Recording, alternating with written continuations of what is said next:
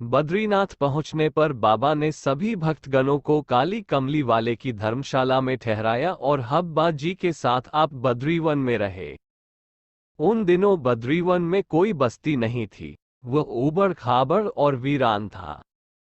बसंत लाल जी की पत्नी श्रीमती मुन्नी जी श्री माँ के साथ ही स्नान करती और तदुपरांत माँ के बद्रीवन जाने पर आप धर्मशाला में आकर भक्त जनों को चाय पिलाती और फिर बद्री विशाल जी के दर्शन कर बद्रीवन बाबा के दर्शनार्थ जाया करती थी। बाबा सभी आगंतुकों को गरम गरम मालपुओं से तृप्त करते थे। रोज की भांति जब एक दिन मुत्री जी बाबा के पास गयो तो वे आपसे बोले, तूने आज बद्रीनाथ के दर्शन नहीं किए, दो आप दर्शन कर चुकी थी, इस कारण चुप रही। बाबा पुनः बोले, जा फिर दर्शन कर। बद्रीनाथ के मंदिर में भीड़ के कारण दर्शनार्थियों को बहुत देर तक भीतर रुकने नहीं देते थे।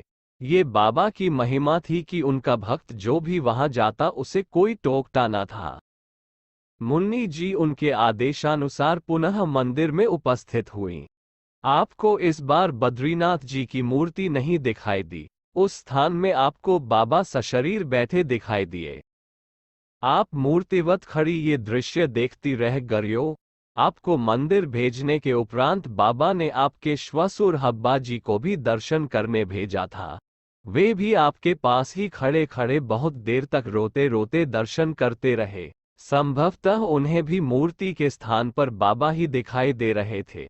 कुछ समय बाद दोनों लौटकर बाबा के पास आए और वहां पहुंचते ही हब्बा जी बोले, सरकार, आपने हमें बेकार दौड़ाया। जो दर्शन आपके हमें यहाँ होते हैं, वही वहां विग्रह में भी हुए।